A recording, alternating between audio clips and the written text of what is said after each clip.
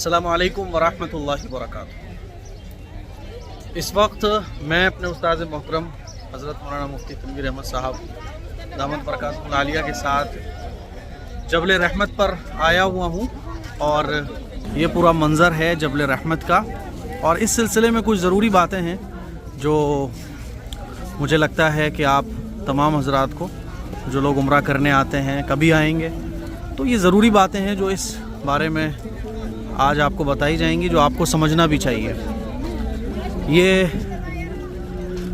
جبل رحمت سامنے نظر آ رہا ہے، لوگ اس پر چڑھتے بھی ہیں۔ جی مفتی صاحب مائک دے دو مجھے۔ السلام علیکم ورحمۃ اللہ وبرکاتہ۔ پہلے تو میں دعا کروں گا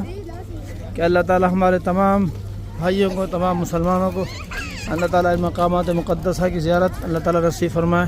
مدینہ طیبہ اور مکہ مکرمہ کی زیارت اللہ تعالیٰ نصیب فرمائے، اور بار بار عظمت، احترام اور محبت کے ساتھ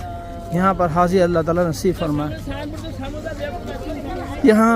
ہر مقام پر ایک تاریخ ہے، اور ہر مقام کی اپنی ایک عظمت اور اپنی ایک پہچان ہے، لیکن لا علمی کی وجہ سے بعض چیزیں کچھ ایسی ہو جاتی ہیں جن کی ضرورت نہیں ہے، اور ان کی وجہ سے لوگ مشقت میں پڑ جاتے ہیں۔ دیکھیے بہت ساری چیزیں ہیں، مثلا اس وقت ہم یہاں جبل رحمت کے قریب ہیں، جو آپ کو نظر آ رہا ہے، اوپر لوگ نظر آ رہے ہیں جبل رحمت پر چھڑے ہوئے۔ یہ جبل رحمت وہ پہاڑ ہے جو میدان عرفات میں ہے، جہاں پر حج ادا کیا جاتا ہے، وہاں یہ پہاڑ ہے جبل رحمت۔ اور اس مقام کی خاص بات یہ ہے کہ یہاں پر اس پہاڑ کے قریب، جبل رحمت کے قریب، رسول اللہ صلی اللہ علیہ وسلم نے کھڑے ہو کر اپنی اونٹنی پر بیٹھ کر، اونٹنی پر تشریف فرما ہو کر آپ صلی اللہ علیہ وسلم نے حج کا خطبہ دیا تھا۔ حج کا خطبہ جو بہت ہی اہمیت کا حامل ہے، وہ خطبہ رسول اللہ صلی اللہ علیہ وسلم نے یہاں اسی مقام پر آپ نے خطبہ دیا تھا۔ اس لیے مقام اپنی ذات میں بہت اہمیت حاصل ہے، اور اسی مقام کے تعلق سے ایک دوسری تاریخ یہ ہے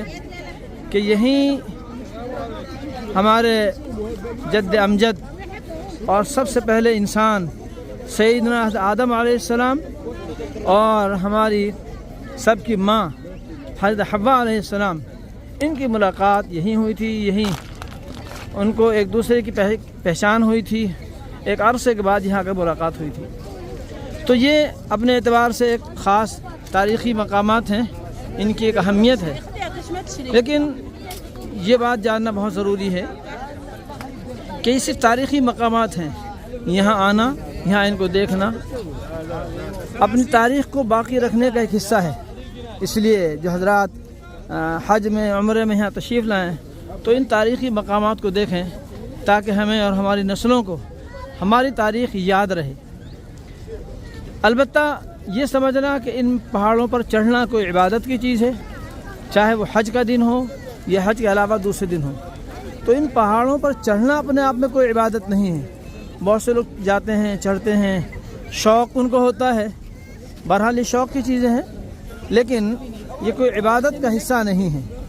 تاریخی مقامات ہیں، ان کو دیکھنا چاہیے، یہاں آنا چاہیے، تاکہ تاریخ جو ہے وہ ہماری محفوظ رہے۔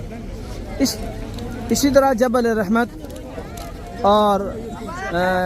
جبل النور اور جبل الثور، جہاں غار ثور ہے اور غار حرا ہے، تو وہاں بھی وہ تاریخی مقامات ہیں، اور سب سے اہمیت ان مقامات کی یہ ہے کہ یہاں ان مقامات پر رسول اللہ صلی اللہ علیہ وسلم تشریف لے گئے ہیں، لیکن وہاں ان کو چڑھنا اور ان پر جانا یہ حج یا عمرے کا حصہ نہیں ہے۔ اللہ تعالیٰ کسی کو شوق اگر دیں، ہمت ہے، حوصلہ ہے، تو وہ بے شک جا سکتے ہیں، لیکن اپنی ذات میں یہ کوئی عبادت نہیں ہے۔ اس نیت سے اگر آپ جاتے ہیں کہ ان مقامات پر رسول اللہ صلی اللہ علیہ وسلم کے قدم مبارک پڑے ہیں، اس لیے اس تمام مقامات انتہائی مقدس مقامات ہیں، تو یہ تو ایمان اور رسول اللہ صلی اللہ علیہ وسلم کی محبت کا تقاضا ہے۔ لیکن بہرحال یہ سمجھنا چاہیے کہ یہ سب چیزیں حج اور عمرے کا حصہ نہیں ہیں۔ آپ یہاں آئے ہیں تو ان مقامات کی زیارت کریں، آئیں، اور اگر کوئی چڑھنا چاہے تو شرعاً اس میں کوئی قباحت بھی نہیں ہے، کوئی برائی نہیں ہے، لیکن بس یہ سمجھنا چاہیے کہ یہ حج یا عمرے کا حصہ نہیں ہے۔ کوئی اگر یہ سمجھتا ہے کہ یہ جو مقامات ہیں یہاں اگر نہیں گئے، ان کو نہیں دیکھا، یا جبل رحمت پر نہیں چڑھے، یا جبل نور پر اوپر نہیں چڑھے، یا جبل ثور پر کے اوپر نہیں گئے، تو شاید ان کے حج یا عمرے میں کچھ کمی رہ جائے گی، تو ایسا نہیں ہے۔ اللہ تعالیٰ جن حضرات نے یہاں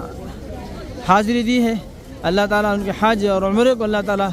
قبول فرمائے، اور ہمارے تمام بھائیوں کو، تمام مسلمانوں کو اللہ تعالیٰ یہاں عظمت کے ساتھ اور محبت کے ساتھ، اکرام کے ساتھ اور ایمان کے تقاضوں کو پورا کرتے ہوئے اللہ تعالیٰ یہاں حاضری نصیب فرمائے۔ دیکھیے بہت بڑی بھیڑ یہاں پر ہے، بہت بڑا مجمع ہے، اور یہ سب دیوانے ہیں۔ رسول اللہ صلی اللہ علیہ وسلم کی محبت، ایمان کی محبت اور ان مقامات مقدسہ کی محبت کی یہ دیوانگی ہے،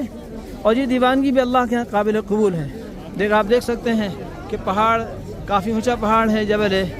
رحمت، لیکن اوپر تک مرد حضرات، خواتین، بوڑھے، جوان سب جب وہاں پر پہنچنے کی کوشش کرتے ہیں، اور یہ یقیناً ایمانی ایک جذبہ ہے۔ لیکن بہرحال آخر میں پھر میں یہی عرض کروں گا کہ یہ حج اور عمرے کا حصہ نہیں ہے۔ اللہ تعالیٰ جن کو توفیق دیں اور ان کا جی چاہے تو جا سکتے ہیں، کوئی پابندی نہیں، کوئی گناہ نہیں ہے، لیکن اس کو ضروری نہ سمجھا جائے۔ السلام علیکم ورحمۃ اللہ وبرکاتہ۔ یہ پورا منظر ہے جبل رحمت کے بارے میں بھی آپ نے مفتی صاحب سے سنا، تو یہ پورا منظر ہے جو اس وقت آپ لوگ دیکھ سکتے ہیں۔